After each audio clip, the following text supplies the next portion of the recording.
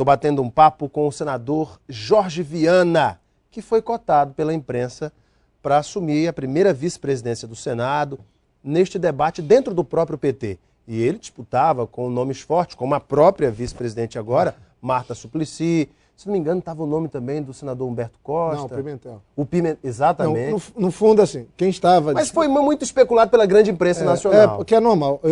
A imprensa nacional tem, de alguma maneira, o jornalista tem uma relação comigo antiga, desde quando era prefeito. O Acre, que eu falo sempre, graças a Marina e Tião, e modéstia à parte, ao nosso trabalho no governo, o Acre é tratado acima do padrão normal, por conta de tudo que aconteceu de mudança, de transformação. O Acre mudou.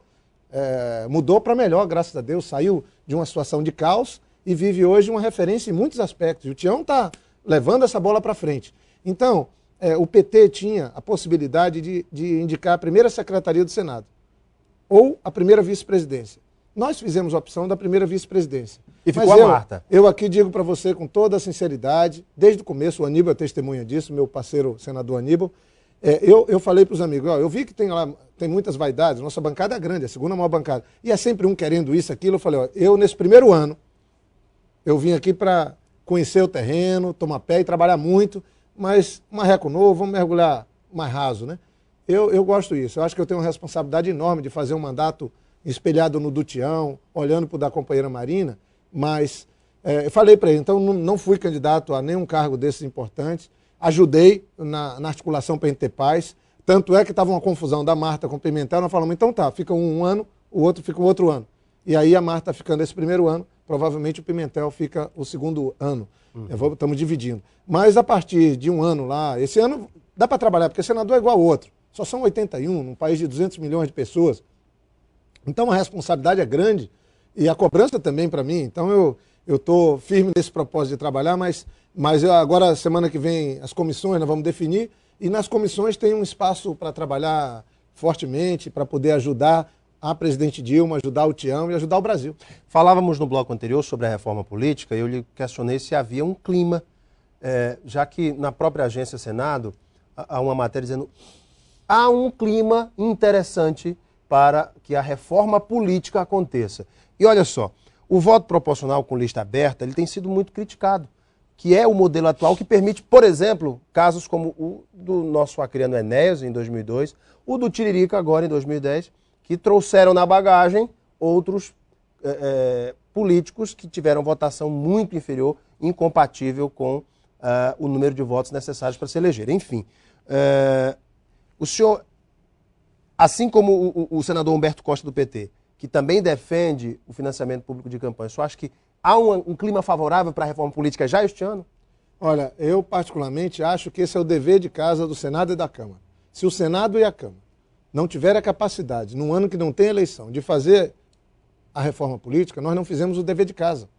Então nós vamos estar reprovados. Dá porque você pode fazer o que está se chamando de fazer fatiada. Fatiada. Você pega alguns aspectos que são importantes. Por exemplo, financiamento de campanha. Eu acho um absurdo as regras serem mal definidas. Hoje em dia, quem faz coisa por debaixo do pano, continua fazendo, se elege e passa a revelia dos tribunais e da lei, da justiça. Hoje em dia, um empresário doa pela porta da frente, é declarado, aí tem que se explicar. Está um inferno esse negócio. Para mim, tinha que ter limite para financiamento de campanha e tem que ter dinheiro público, que é mais barato. Aí não tem maracutaia, não tem por baixo do pano. Eu acho que financiamento público de campanha moraliza, é a essência para moralizar. Mas o financiamento público tem que ter regras muito, muito duras para evitar o Caixa 2 aí não é regra. A gente não pode partir do pressuposto de que não tem jeito. Tem jeito sim. Com regras claras, todo mundo fiscalizando. Não precisa ter esses aparatos de tanta divulgação, de tanta mídia, Não. A população precisa ser informada quem são os candidatos, quais são os partidos, quais são as propostas. E ela julga. Esse negócio de massificar, botar, é partir do pressuposto que o povo não sabe e vai querer enganar. Então, eu sou defensor de ter menos dinheiro circulando na eleição e ter financiamento público com limites. E com rigidez. E eu tenho certeza que isso é questão de tempo para valer, botar para valer. Agora, o voto na lista fechada, o senhor defende? Agora, por exemplo, se nós não resolvermos duas coisas, fortalecer os partidos, e se nós não tivermos fortalecimento de fidelidade partidária, e se nós não acabarmos com essa pulverização que tem, não adianta, não tem jeito. Então, fortalecer os partidos para que aquilo que a gente estava conversando quem ganha possa governar, porque vai fazer aliança programática e não em cima de fisiologismo. Então, acho que aí você tem que ter uma maneira de apresentar os candidatos para a população escolher. Ela vai dizer, se eu for para esse lado aqui, eu vou ter uma política de governo ou desse mandato que me atende para cá. Se eu for nesse lado aqui, vai ser uma política para o outro lado. Hoje não é claro. Todo mundo fica parecido na eleição, os candidatos ficam todo mundo bonzinho, todo mundo sorrindo, ali com um enquadramento adequado, e a população depois não recebe a mercadoria que ela comprou, que ela botou o voto e é entregue para ela uma outra mercadoria diferente daquela que ela confiou. Então, a reforma política, para mim, ela é essencial para a gente mudar o Brasil. Não é para mudar a política do Brasil, não. Porque a política é que define o rumo do país, que o país deve caminhar. Agora, tem que vir mais a tributária. Nós temos que discutir no Senado e na Câmara coisas de interesse da sociedade, da população. Eu mesmo, por exemplo, vou estar querendo discutir agora um projeto que cuide para o Brasil evitar essas tragédias todas que a gente viveu. Por exemplo, isso atende a gente. E já tem, inclusive, sobre essa questão do aviso contra tragédias, existem já equipamentos, mas eles não estavam sendo utilizados. Isso é um problema sério. Mas falando da reforma tributária, senador, olha só, empresários, o Edivaldo Magalhães, que é o novo secretário de Indústria, Comércio, Desenvolvimento e Tecnologia, já se reuniu na FIAC, já se reuniu com representantes do comércio. E o que os empresários pedem? A desoneração tributária. Facilidades, não é facilidade, mas incentivar a produção, incentivar a iniciativa privada a gerar mais emprego e renda. E está aqui. Os maiores pedidos dos empresários acrianos redução da carga tributária, principalmente o ICMS, construção da ponte sobre o Rio Madeira, empenho contra a informalidade, melhorias no sistema viário de Rio Branco. São as demandas mais importantes. Por exemplo, 3 aspectos. Primeiro, é uma questão central do meu mandato, do mandato do Aníbal, do governador Tião Viana e da nossa bancada federal, resolver a questão do Madeira. A ponte do Madeira tem que entrar em obra este ano. Nós vamos fazer o possível já tem licitação e nova? O impossível. Foi cancelada, mas como já tem projeto, dá para fazer a licitação e começar a obra.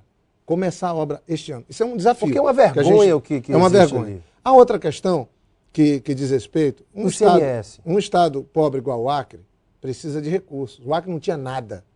Modéstia à parte, todo mundo reclamava que o Acre é uma terra esquecida, apagada do mundo. Hoje o Acre tem obras, tem programas que são exemplos, que vai de uma OCA a um hospital, a nova fundação, que o governador Binho entregou e que o Tião está dando uma vida danada para ela, investimentos de 40, 50 milhões. De onde vem esse dinheiro?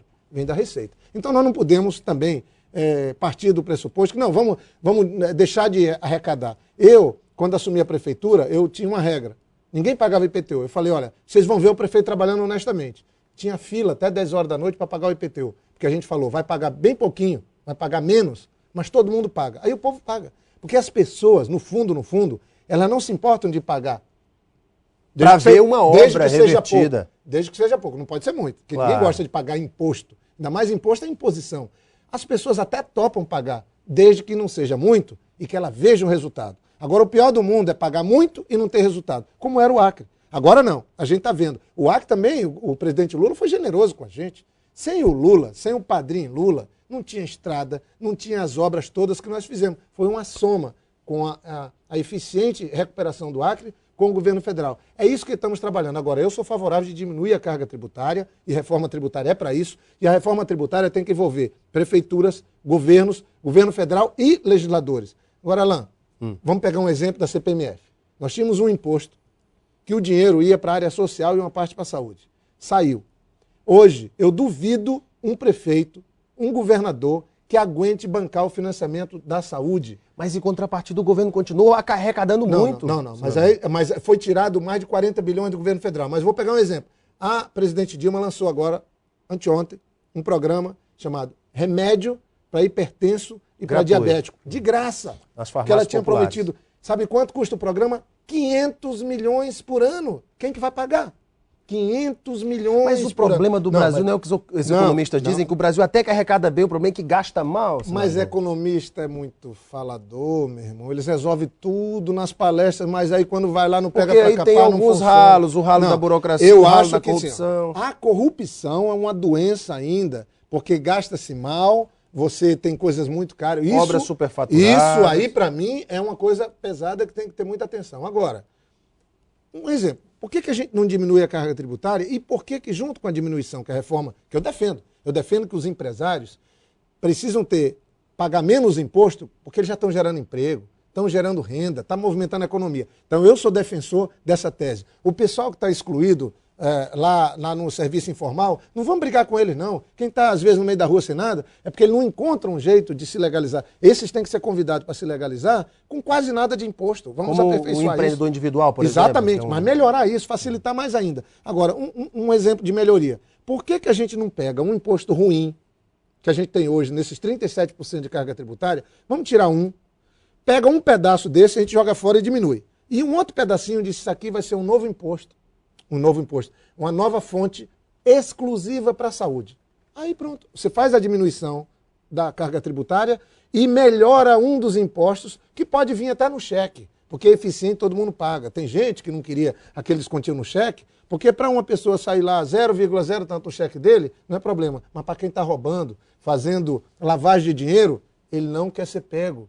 E só tem um jeito. Aquele sistema, inclusive, evita a corrupção, lavagem de dinheiro. Eu sou favorável que tenha algo exclusivo para financiar a saúde dos municípios, dos estados, que a gente cobre, porque saúde, amigo, não tem dinheiro que chegue. A saúde não tem rico para a saúde. Pegou uma doença grave, não tem escolha, não dá para salvar minha vida. Então, eu sou favorável de pegar um imposto ruim, diminuir o tamanho e pôr um recurso exclusivo para suceder do ponto de vista do volume de dinheiro, não é trazer de volta a CPMF, por exemplo. Olha, eu vou para um rápido intervalo e volto com o senador Tião Viana. Jorge. E o Jorge Viana, meu Deus. O Tião agora é governador, Alain. Eu continuo sempre falando governador Jorge Viana e senador Tião. Agora por que você não troca, assim, de vez em quando você diz eu como botafoguense, que você não esquece que é flamenguista. Não, inclusive essa gravata eu fiz em sua homenagem. E se troca um dia, diga que você é botafoguense, que eu vou ficar feliz. Eu volto já com o senador Jorge Viana para a gente continuar o nosso bate-papo logo após o intervalo. Fique conosco, hein? Até já.